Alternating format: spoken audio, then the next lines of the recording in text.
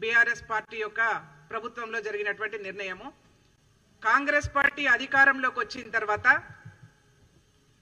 నాణ్యమైనటువంటి విద్య ఇవ్వాలి, విద్యా రంగాన్ని గాడిన పడేయం కోసం ఇవాళ 119 నియోజకవర్గాల్లో అంబేద్కర్ స్టడీ సెంటర్లను ఏర్పాటు చేయడం, 100 నియోజకవర్గాలలో సమీకృత గురుకుల పాఠశాలను ఏర్పాటు చేయడం. మనందరికీ కూడా తెలుసు, ఎప్పుడు కూడా చరిత్రలో లేనట్టుగా విద్యా కమిషన్ ఏర్పాటు చేయడం, వీసీలను నియామకం చేయడం. అంటే ఇవన్నీ కూడా మనం చూస్తూ ఉంటే ఏంటంటే ప్రభుత్వము ఎంత సీరియస్ గా ఉందంటే విద్యా రంగాన్ని గాడిన పడేయడం అనేది, మంచి విద్యను అన్ని వర్గాలకు ఇవ్వాలనేదే ప్రభుత్వం యొక్క ధ్యేయం. దురదృష్టకరం ఏంటంటే గురుకుల పాఠశాలలో జరిగినటువంటి ఫుడ్ పాయిజన్ గత ప్రభుత్వం కంటే కూడా కాంగ్రెస్ పార్టీ ప్రభుత్వం ఇవాళ అనేక సంవత్సరాల నుంచి, నాకు తెలిసి కూడా అనేక సంవత్సరాల నుంచి విద్యార్థులు రోడ్డు మీదకి వచ్చి ధర్నాలు చేసి మాకు డైట్ ఛార్జీలు పెంచాలి, కాస్మెటిక్ ఛార్జీలు పెంచాలని చెప్పేసి అనేక ఉద్యమాలు చేసినటువంటి చరిత్ర మనం చూసినాం. కాంగ్రెస్ పార్టీ రేవంత్ రెడ్డి గారి ప్రభుత్వము అధికారంలోకి వచ్చిన తర్వాత విద్యార్థులను మంచి భోజనం పెట్టడం కోసం డైట్ ఛార్జీలు పెంచినటువంటి ఘనత ఇవాళ కాంగ్రెస్ పార్టీకి మాత్రమే దక్కింది. కాస్మెటిక్ ఛార్జీలు పెంచినాం. అంతేకాకుండా ఏంటంటే విద్యారంగం బలోపేతానికి 21,000 కోట్ల రూపాయలు ప్రభుత్వం కూడా కేటాయించడం జరిగింది. ఇవన్నీ కోణం చూసినట్టయితే మనకు ఏం కనిపిస్తుందంటే ప్రభుత్వ పాఠశాలల్ని బలోపేతం చేస్తూ నాణ్యమైనటువంటి విద్యను అందించడం కోసం ఇవాళ కాంగ్రెస్ పార్టీ నిర్ణయం తీసుకుందనేది మనందరికీ కూడా అర్థమవుతా ఉన్నది. చాలా దురదృష్టకరమైనటువంటి సంఘటనలు రాష్ట్రంలో జరుగుతూ ఉన్నాయి. ఫుడ్ పాయిజన్ విషయంలో కాంగ్రెస్ పార్టీగా మేమందరం కూడా బాధపడుతూ మేము ఒకటే ఇవాళ గౌరవ రేవంత్ రెడ్డి గారికి ఒకటే విజ్ఞప్తి చేస్తా ఉన్నాం.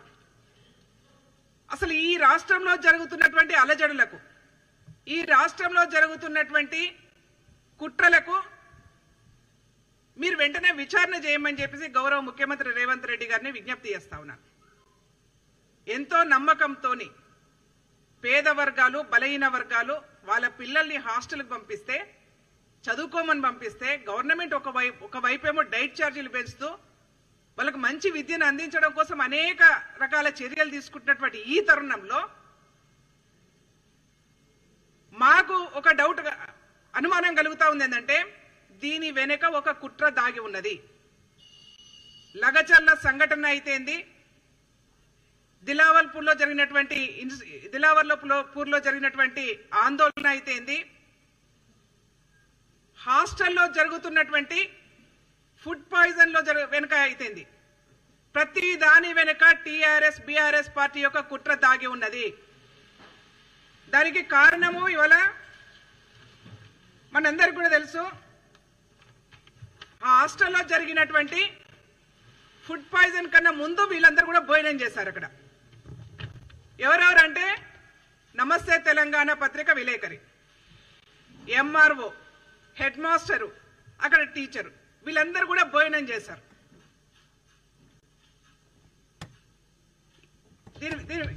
ఆ రోజు వీళ్ళందరూ కూడా భోజనం చేయడం జరిగింది. నేనేమంటున్నానంటే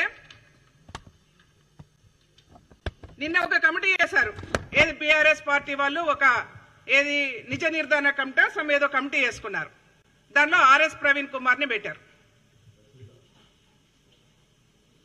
నేను ప్రభుత్వానికి గౌరవ ముఖ్యమంత్రి రేవంత్ రెడ్డి గారికి విజ్ఞప్తి చేస్తా ఉన్నాను. కేటీఆర్ గారి కనుసన్నల్లో బీఆర్ఎస్ పార్టీ ఆర్ఎస్ ప్రవీణ్ కుమార్ కనుసన్నల్లో ఈ కుట్రలు జరుగుతా ఉన్నాయి. హాస్టళ్లలో జరుగుతున్నటువంటి ప్రతి కుట్ర వెనుక ఆర్ఎస్ ప్రవీణ్ కుమార్ యొక్క హస్తం ఉన్నది. దయచేసి గౌరవ ముఖ్యమంత్రి గారు మీరు వెంటనే విచారణ చేపట్టాలి. లేకపోతే అనేక మంది విద్యార్థులు వీళ్ళ యొక్క అధికార దాహానికి బలైపోయే అవకాశం ఉంటది. దయచేసి మీరు వెంటనే ఎంక్వైరీ విచారణ జరిపించాలని చెప్పేసి నేను గౌరవ ముఖ్యమంత్రి గారిని విజ్ఞప్తి చేస్తా ఉన్నాను. అబద్ధాలు చెప్తూ రోజువారీ కూడా అబద్ధాలు చెప్తూ వీళ్ళు బతుకుతా ఉన్నారు. మనందరికి కూడా తెలుసు, తెలంగాణ ఉద్యమ కాలంలో విద్యార్థులను బలి చేసినటువంటి చరిత్ర వీళ్ళకే ఉన్నది. ఇవాళ అధికార దాహం కోసం కూడా మరొక్కసారి విద్యార్థులను బలి చేసే ప్రయత్నం, కుట్ర జరుగుతూ ఉన్నది ఈ రాష్ట్రంలో. దయచేసి విచారణ చేయండి. ఈ కుట్రలకు పులి స్టాప్ పెట్టాలి. లేదంటే పిల్లలు వాళ్ళ యొక్క హాస్టళ్లకు విద్యార్థులను పంపించాలంటే తమ బిడ్డల్ని భయపడాల్సిన పరిస్థితి వస్తుంది ఈ రాష్ట్రంలో. మనమేమో మంచి విద్యను ఇవ్వాలనుకుంటా ఉన్నాం, మంచి భోజనం పెట్టాలనుకుంటా ఉన్నాం, మంచి కాస్మెటిక్ ఛార్జీలు ఇచ్చి వాళ్ళని మంచిగా బతకాలని చెప్పేసి మంచి విద్యను అందించడం కోసం ప్రయత్నం చేస్తా ఉన్నాం. ఒకవైపేమో స్కిల్ యూనివర్సిటీలు ఏర్పాటు చేస్తా ఉన్నాం. ప్రపంచంలో ఒక నాణ్యమైన విద్య ఇవ్వడం కోసం ప్రపంచంలో ఎక్కడ కూడా జరగనటువంటి ఒక నిర్ణయం ఇవాళ తెలంగాణ రాష్ట్రంలో జరుగుతూ ఉంది. స్కిల్ యూనివర్సిటీ పెట్టాం ఒకవైపు. అంటే ఇవన్నీ జరుగుతున్నప్పుడు ఏంటంటే మాకు అనిపిస్తా ఉందంటే విద్యార్థులు మంచి విద్యను పొందే ప్రయత్నం ఇవాళ కాంగ్రెస్ పార్టీ చేస్తుంటే దాన్ని విచ్ఛిన్నం చేసే ప్రయత్నం ఇవాళ బీఆర్ఎస్ పార్టీ వాళ్ళు చేస్తా ఉన్నారు. ఒక 2 ఉదాహరణలు చెప్తాను నేను. ఒక ఆమె ఎవరు హరీష్ రావు గారు ఒక స్టేట్మెంట్ ఇచ్చారు, గురుకుల పాఠశాలలో జరిగినటువంటి విద్యార్థుల ఆత్మహత్యలు అని చెప్పారు. నేను 2 ఉదాహరణలు చెప్తాను మీకు. కాగిత సందీప్ జగిత్యాల. ఈ సందీప్ అయినట్టు ఏంటంటే కాలేజ్ డ్రాపర్. నేను 2 ఉదాహరణలు మీ దృష్టికి తీసుకురాదలుచుకున్నాను, వీళ్ళు ఎన్ని అబద్ధాలు చెప్తున్నారు అనేది. సందీప్ అనట ఆయన కాలేజ్ డ్రాపరు, మానసికంగా ఇబ్బంది పడుతూ ఆత్మహత్య చేసుకుంటే ఆయనను కూడా గురుకుల పాఠశాలలో ఆత్మహత్య కింద వృద్ధే ప్రయత్నం చేశారు. గాయత్రి తూప్రాన్ ఇంటర్ డ్రాపర్ అని కాలేజ్ చదువు మానేసింది, కొన్ని కారణాల చేత ఆ అమ్మాయి సూసైడ్ అటెంప్ట్ చేసుకుంది, పాయిజన్ తీసుకున్నది. దాన్ని కూడా గురుకులలో జరిగినటువంటి ఆత్మహత్యల కింద వృద్ధే ప్రయత్నం చేస్తున్నాం. అంటే వీళ్ళు తెలంగాణ ఉద్యమంలో నాడు ఇట్లనే పెట్రోల్ పోసుకొని అగ్గిపుల దొరకలేదని చెప్పేసి ఆత్మహత్యలకు పురుగొల్పినటువంటి వీళ్ళే ఇవాళ కాలేజ్ డ్రాపరు వివిధ రకాల కారణాల చేత ఇళ్లలో ఉంటూ వాళ్ళు సూసైడ్ చేసుకుంటే అవి కూడా గురుకులాలలో జరిపినటువంటి విద్యార్థుల కింద ఇవాళ హరీష్ రావు గారు ముద్ర వేసే ప్రయత్నం చేస్తారు. అంటే ఎన్ని అబద్ధాలైనా చెప్పడం కోసం ఎంతకైనా దిగజారే ప్రయత్నం ఇవాళ బీఆర్ఎస్ పార్టీ చేస్తా ఉన్నది. ముఖ్యంగా ఇవాళ మనందరూ కూడా తెలుసు, లగచర్ల సంఘటన అయితే ఏంది, దిలావల్పూర్ సంఘటన అయితే ఏ కుట్ర కోణం చూసినా, ఏది మనకు గ్రూప్ 1 ఎగ్జామ్ లో జరిగినటువంటి అలజడి అయితేంది, రాష్ట్రంలో ఏ అలజడి జరుగుతున్నా ఆ అలజడి ఎక్కడ కనిపిస్తా ఉందంటే మూలాలన్నీ కూడా బీఆర్ఎస్ పార్టీ ఫామ్ హౌస్ నుంచి జరుగుతూ ఉన్నాయి. కాబట్టి ఈ రాష్ట్రంలో ఒక కుట్రపూరితమైనటువంటి ఆందోళన చేస్తా ఉన్నారు. పేడ్ ఆర్టిస్టులతోని ఆందోళన చేసే ప్రయత్నం చేస్తా ఉన్నారు. కాబట్టి రాష్ట్రము అలజడి ఉండకూడనటువంటి ఆందోళన రహితమైనటువంటి రాష్ట్రంగా ఉండాలని మేము కోరుకుంటా ఉన్నాం. కానీ ఆందోళన సృష్టించేసి అధికారంలోకి రావాలని చెప్పేసి బీఆర్ఎస్ పార్టీ వాళ్ళు కోరుకుంటా ఉన్నారు. కాబట్టి ఇలాంటి కుట్రల్లో విద్యార్థులు బలైపోయే ప్రమాదం ఉన్నది. కాబట్టి గౌరవ ముఖ్యమంత్రి గారికి మేము విజ్ఞప్తి చేస్తా ఉన్నాము, వెంటనే వీటి మీద విచారణ జరిపించాలని చెప్పేసి మేము కోరుతా ఉన్నాం. వీళ్ళ మీద నేను ఒకటే చెప్తా ఉన్నాను, ఈ రాష్ట్రంలో ప్రేరేపితమైన ఆందోళనకు తావులేదు. మీలాగా కాదు, మీలాగా ధర్నా చౌకులు బంద్ పెట్టేసి ధర్నాలను రస్తారోకలను బంద్ పెట్టించేసి ఉద్యమాలను అణచివేసే ప్రయత్నం మేము చేయట్లేదు. ప్రజలు నిజంగానే వాళ్ళు ఆందోళన చేయాలనుకుంటే ఆ స్వేచ్ఛనిచ్చాం. కానీ వాళ్ళ ప్రేరేపితమైనటువంటి ఆందోళనలు, ప్రేరేపితమైనటువంటి కుట్రలు ఫామ్ హౌస్ నుంచి జరిగితే మాత్రం మేము ఎంతటి విచారణకైనా చేయడానికి సిద్ధంగా ఉంటాం, వాళ్ళ లోపల బొక్కలేయడానికి కూడా సిద్ధంగా ఉంటాం. తస్మాత్ జాగ్రత్త అని చెప్పేసి హెచ్చరికలు జారీ చేసుకుంటూ వీళ్ళు నేను మాకు ఏమనిపిస్తుంది అంటే బీఆర్ఎస్ పార్టీ వాళ్ళు ఎక్కడైతే తిరుగుతా ఉన్నారో అక్కడ ఆందోళన జరుగుతూ ఉన్నాయి. బీఆర్ఎస్ పార్టీ నాయకులు ముందు రోజు తిరుగుతారు, తెల్లవారి ఆందోళనలు వస్తూ ఉంటాయి. అంటే మనకు ఒకటి నమస్తే తెలంగాణ పత్రికకు సంబంధించిన మరి వాళ్ళు ఇక్కడ ఉన్నారో లేరో నాకు తెలియదు, కానీ నమస్తే తెలంగాణ పత్రికలు గతంలో మనకు తెలుసు, అంతిమ తీర్పు సినిమా చూస్తాం, కృష్ణంరాజు గారు హీరోగా ఉంటాడు. అప్పుడు ఏంది ఈ ప్రెస్లన్నీ కూడా ఏంటంటే ముందే కంపోజ్ చేసుకొని పెట్టుకొని ప్రింటింగ్ తయారయ్యేది. అంతిమ తీర్పు కృష్ణంరాజు గారు హీరో. వాళ్ళ పత్రికలో ముందే ఒక హత్య జరుగుతుంది అనుకుంటే ముందే పత్రికలో ప్రింట్ అయిపోయిన తర్వాత తెల్లారి హత్య జరిగేది. ఇట్లనే ఇవాళ మాకు నమస్తే తెలంగాణ పత్రికను చూస్తే ఏమనిపిస్తుందంటే ముందే వాళ్ళ పత్రికలు వస్తా ఉన్నాయి, పలానా ఆందోళనలు జరుగుతూ ఉన్నాయి, పలానా దగ్గర ఆత్మహత్యలు జరుగుతూ ఉన్నాయి, పలానా దగ్గర గొడవలు జరిగే అవకాశం ఉందని చెప్పేసి నమస్తే తెలంగాణ పత్రికలు ముందే రాసుకొని తెల్లారి ఆందోళన వచ్చే పరిస్థితి ఉంది. కాబట్టి అంటే ఇవన్నీ చూస్తా ఉంటే ఏమనిపిస్తుందంటే ముందే వీళ్ళంతా కూడా ప్రీ ప్లాన్డ్ ఆందోళనలు, ప్రీ ప్లాన్డ్ ఫుడ్ పాయిజనింగ్, పిల్లల్ని బలి చేసే ప్రయత్నం చేస్తా ఉన్నారు. బీఆర్ఎస్ పార్టీ వాళ్ళు లిటరల్లీ నేను స్టిక్ అనే ఉన్నాను, ఇవాళ ఈ ప్రాంతం నుంచి మాట్లాడుతా ఉన్నాను, నేను స్టిక్ అనే ఉన్నాను. దీని వెనుక కేటీఆర్ గారు, ఆర్ఎస్ ప్రవీణ్ కుమార్ గారి యొక్క హస్తంతోనే ఫుడ్ పాయిజనింగ్ జరుగుతా ఉన్నది, పిల్లల్ని బలి చేసే ప్రయత్నం చేస్తా ఉన్నారు. కాబట్టి దీన్ని విచారణ చేయాలని చెప్పేసి గౌరవ ముఖ్యమంత్రి గారిని డిమాండ్ చేస్తా ఉన్నారు.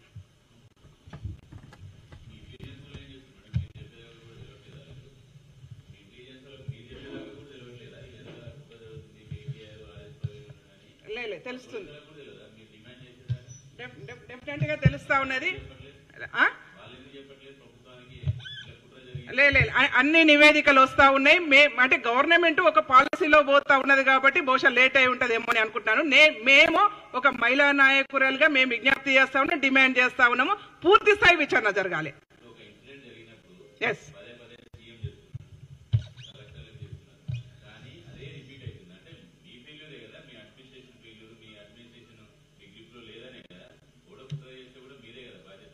నేను ఇందాక చెప్పాను అంతిమ తీర్పు సినిమాలో లాగా వీళ్ళు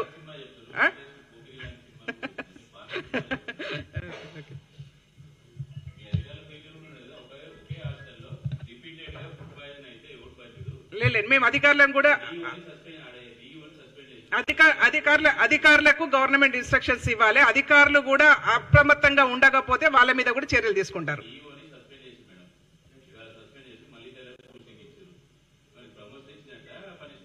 నేనేమంటున్నానంటే సరే మీరు జరిగిన సంఘటన ఏందో నాకు తెలియదు కానీ నేను ఒకటే చెప్తా ఉన్నాను, ఒకవేళ అధికారుల కనుసన్నలో జరిగితే సీరియస్ యాక్షన్స్ ఉంటాయి, అధికారులు నిర్లక్ష్యంగా వ్యవహరించినా సీరియస్ యాక్షన్స్ ఉంటాయి. పిల్లల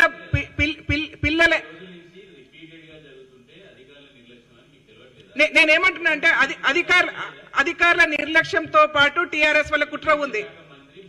చారి గారు మీరు అంటున్న దాని ప్రకారము నేనేమంటున్నా అధికారుల నిర్లక్ష్యం ఉండొచ్చు, కానీ దీని వెనుక టీఆర్ఎస్ వల్ల కుట్ర ఉంది. బహుశా ఎవరైనా అధికారులు టీఆర్ఎస్ వాళ్ళ చేతుల్లో కనుసన్నల్లో పనిచేస్తే కూడా సీరియస్ యాక్షన్స్ ఉంటాయి. ఎస్ ఒకవేళ మా ఫెయిలియర్ దొరికినాక దొంగలు తెలుస్తారు కదా, దొరకక ముందు అందరు దొరల్లాగానే అనుకుంటాము. నేను చెప్తా నేనేమంటున్నానంటే దీని వెనుక ఆర్ఎస్ ప్రవీణ్ కుమార్ యొక్క హస్తం ఉన్నదని నేను మాట్లాడుతా ఉన్నాను. ఆర్ఎస్ ప్రవీణ్ కుమార్ కేటీఆర్ గారి కనుసన్నల్లో ఇది జరుగుతా ఉంది. వాళ్ళకు ఉన్నటువంటి నెట్వర్క్ ఏది ఆర్ఎస్ ప్రవీణ్ కుమార్ ఒక ఆర్గనైజేషన్ ఉంది, ఏది స్వేరోజ్. నేను అనుకుంటాను ఈ భాగంలో జరుగుతుందని చెప్పేసి మేము అనుమాన పడతా ఉన్నాం, బలమైన నమ్మకంతో మాట్లాడుతా ఉన్నాం. ఇవాళ దీని వెనుక ఆర్ఎస్ ప్రవీణ్ కుమార్ యొక్క హస్తం స్పష్టంగా కనిపిస్తా ఉన్నది. ఈ హాస్టల్లో జరిగే ప్రతి ఫుడ్ పాయిజన్ దానిలో నేను అడుగుతా ఉన్నాను, టీఆర్ఎస్ హయాంలో ఎన్ని జరిగినాయి చెప్పండి. మాసాయపేట ఇన్సిడెంట్ జరిగింది, బాసర్లో ఇన్సిడెంట్ జరిగింది, ఒక అమ్మాయి సూసైడ్ చేసుకొని చనిపోతే ఇల్లీగల్ అని చెప్పేసి ఆ అమ్మాయిని ఏం చేశారు, ఆ అమ్మాయికి ఏదో వేరే లవ్ అఫేర్ ఉంది కాబట్టి చనిపోయిందని చెప్పేసి అంటే వాళ్ళ హయాంలో జరుగుతానేమో ఇంకో రకంగా మాట్లాడతారు, ఇక్కడనేమో విద్యార్థులను బలి చేసే ప్రయత్నం చేస్తారా? ఇక్కడ విద్యార్థులను బలి చేసే ప్రయత్నం చేస్తారా? మీరు టీఆర్ఎస్ గవర్నమెంట్ రావడం కోసం అప్పుడు విద్యార్థులను బలి చేశారు, ఇప్పుడు కూడా మళ్ళీ అధికారం రావడం కోసం విద్యార్థులను బలి చేస్తా ఉన్నారు. ఏం తమాషాలు చేస్తున్నారా? మీరేమన్నా ఊరుకుంటాం అనుకుంటున్నారా?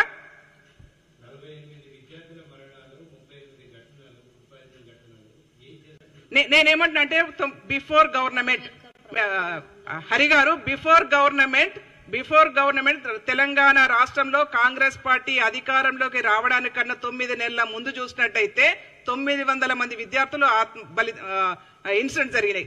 ఏం చేసినారు వీళ్ళ గవర్నమెంట్ లో జరిగినాయి మనం చూసినాం కదా. గవర్నమెంట్ వచ్చినాక అతి కొద్ది రోజుల్లో 40-45 రోజుల్లోనే మాసాయిపేట ఇన్సిడెంట్ జరిగితే ఒక్కరైనా పరామర్శకి వెళ్ళారా? బాసర ఐఐటిలో అన్నిసార్లు ఉద్యమాలు చేస్తే, అన్నిసార్లు ఆందోళన చేస్తే ఒక్కరైనా వెళ్ళారా?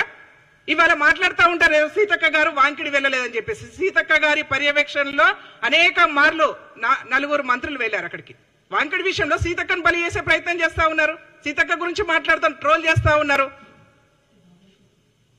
అక్కడ ఒక దండవేటలు ఎమ్మెల్సీ గారిని ప్రత్యేకంగా కేటాయించి ఆ ఇన్సిడెంట్ కు సంబంధించిన దానిలో పర్యవేక్షణలో ఉంచి 4 మంత్రుల బృందము అనేక మార్లు పర్యవేక్షణలో వెళ్లారు. అమ్మాయి చనిపోయింది, చాలా దురదృష్టకరం, నిజంగానే చనిపోవద్దని కోరుకుంటాం. కానీ ఇవాళ మెడికల్ రిపోర్ట్ కూడా వస్తుంది కదా, అమ్మాయికి కూడా హెల్త్ కండిషన్స్ ఎట్లా ఉన్నాయి, ఇన్సిడెంట్స్ ఏమేమి జరిగిందని కూడా అన్ని విషయాలు బయటకు వస్తా ఉన్నాయి. అంటే నోరుంది కదా అని చెప్పేసి పడేసుకునే పద్ధతి ఇవాళ టీఆర్ఎస్ వాళ్ళు పొద్దున్న చెప్పగానే కాంగ్రెస్ పార్టీ వాళ్ళ మీద, మంత్రుల మీద, ఎమ్మెల్యేల మీద, కాంగ్రెస్ ప్రభుత్వం మీద, అధికారుల మీద. నిన్నగాక మొన్న చూసాము, ఎవరైనా గట్టిగా మాట్లాడి టీఆర్ఎస్ పార్టీ వాళ్ళకి లొంగకుండా అధికారులు పనిచేస్తే వాళ్ళ సన్యాసులను మాట్లాడుతూ ఉన్నారు. ఇదా మాట్లాడే పద్ధతి? ఒక కలెక్టర్ని పట్టుకొని సన్యాసాన్ని మాట్లాడతారా వీళ్ళు? నోరుకి ఎంత వస్తే అంత హద్దు లేకుండా మాట్లాడే ప్రయత్నం ఇవాళ వాళ్ళు చేస్తా ఉంటే చూసుకోవాలా మేము?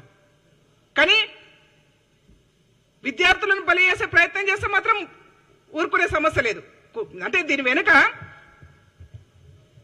ఎంతకు దిగజారిపోతా ఉన్నారంటే దీని వెనుక విద్యార్థులను అంటే ఎక్కడో దగ్గర వాళ్ళకు ఉన్నటువంటి హ్యాండ్స్ ను ఉపయోగించుకొని విద్యార్థులను బలి చేసే ప్రయత్నం చేసి ప్రభుత్వాన్ని అప్రతిష్టకు దిగజార్చే ప్రయత్నం చేసే దాంట్లో చేస్తే ఊరుకోమని చెప్పేసి హెచ్చరిక జారీ చేస్తా ఉన్నాం.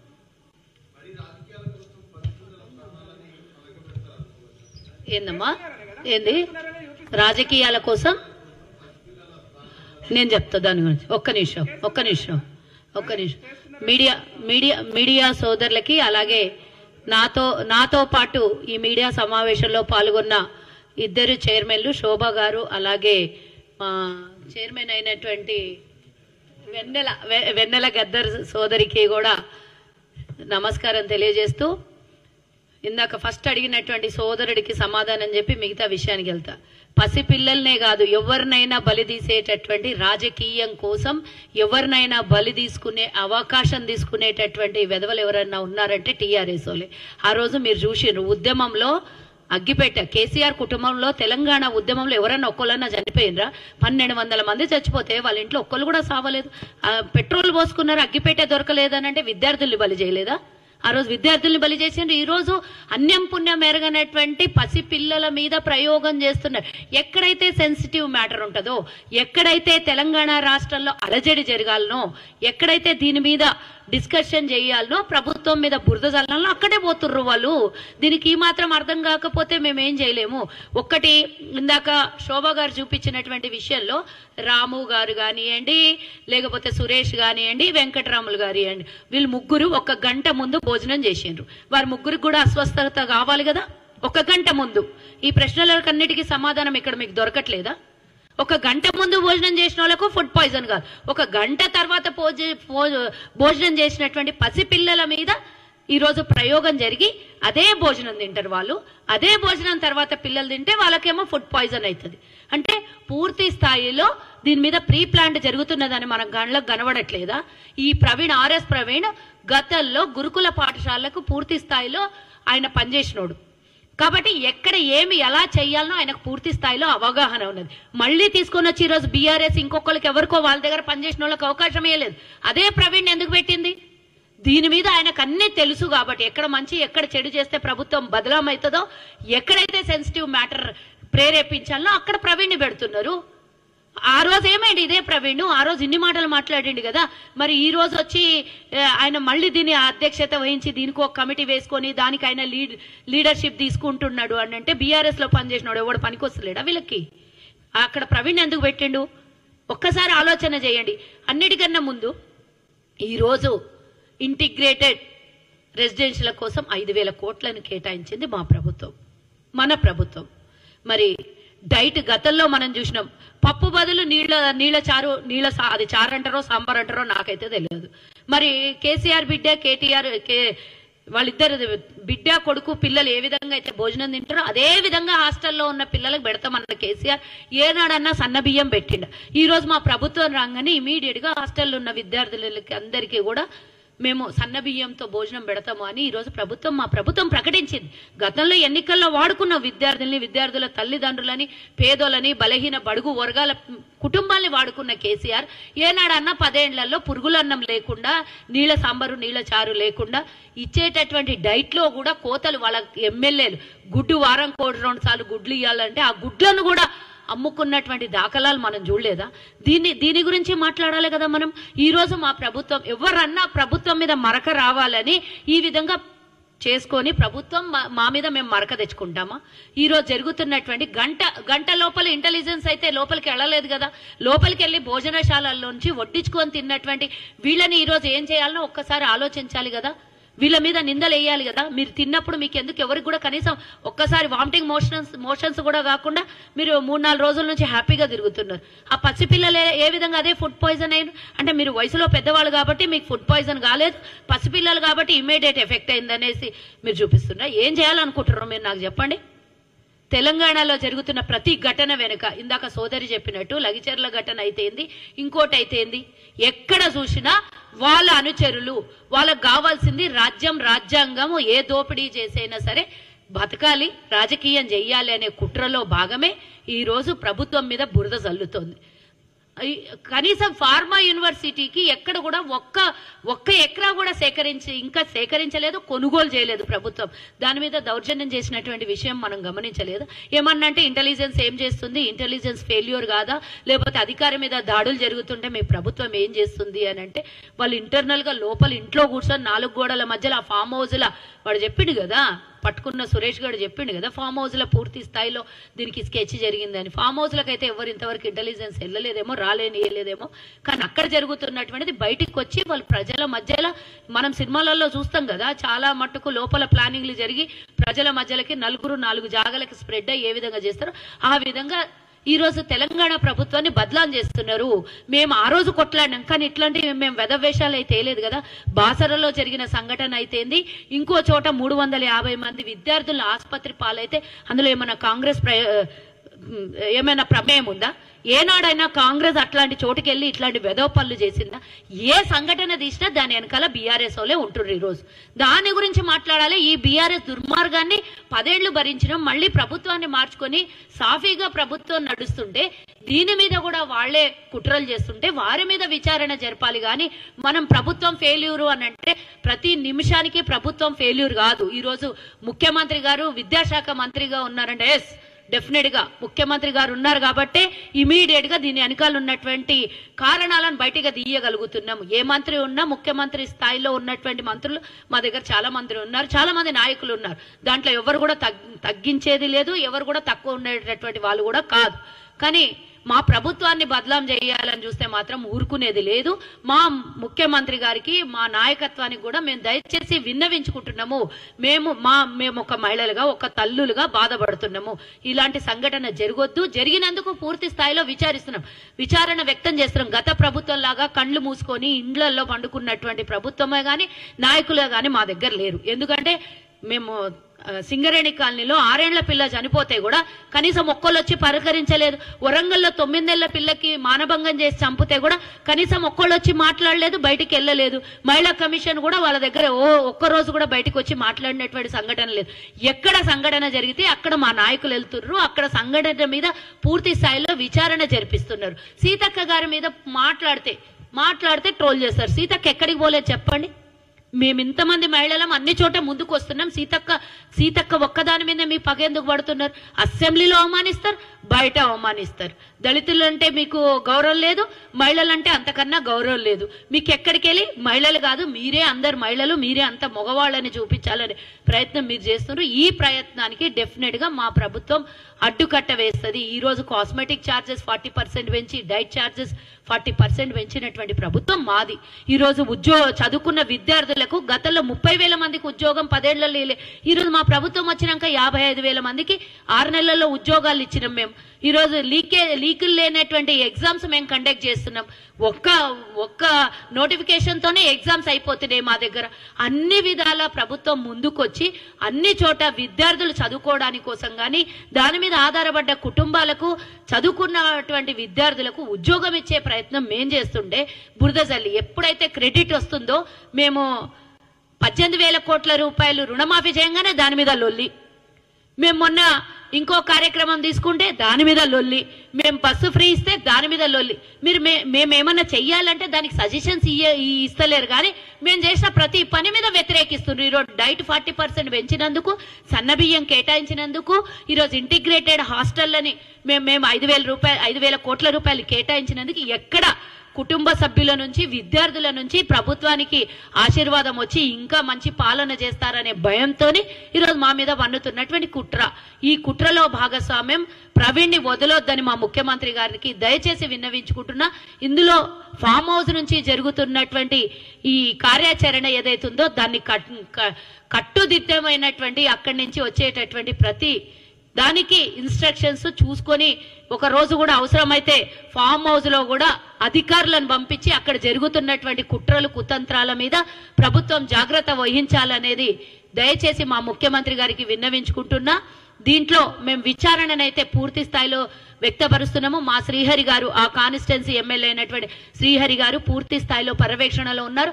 అధికారుల తప్పిదమైతే అధికారులను సస్పెండ్ చేస్తాము. దీని వెనకాల కుట్ర బీఆర్ఎస్ వాళ్ళది పూర్తి స్థాయిలో ఉన్నదని మాకు వచ్చినటువంటి సమాచారం కాబట్టి వారి మీద కూడా ఎంక్వైరీ చేస్తామని మా ఎమ్మెల్యే గారు చెప్పడం జరిగింది. అదే విధంగా మా ప్రభుత్వం కూడా దాని మీద కార్యాచరణ తీసుకుంటుందని ఈ సందర్భంగా మీడియా సోదరులకు తెలియజేస్తున్నాం.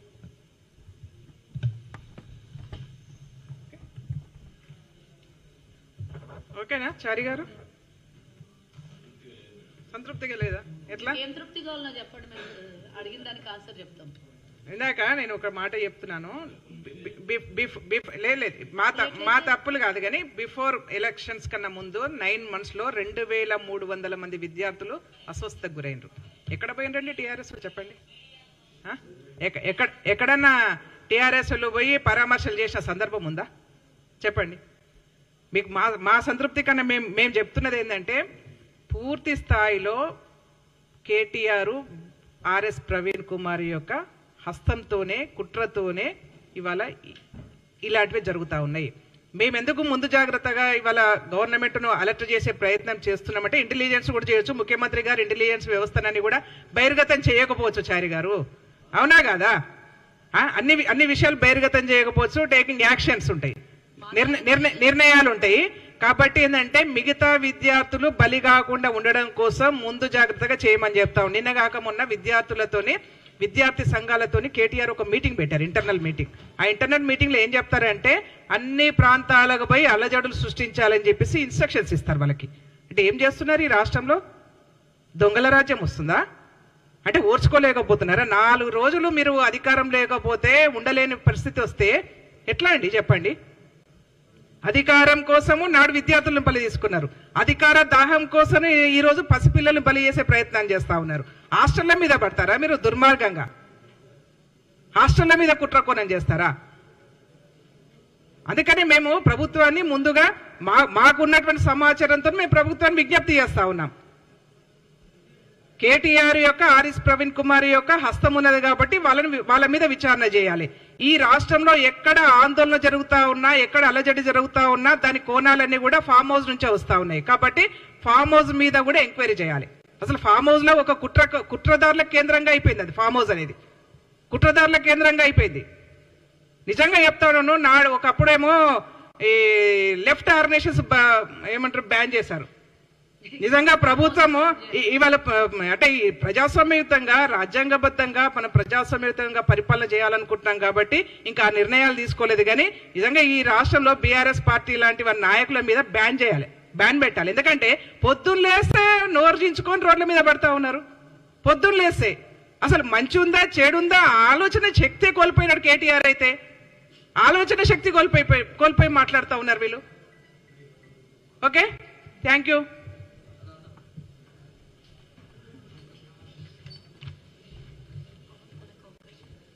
మాట్లాడండి.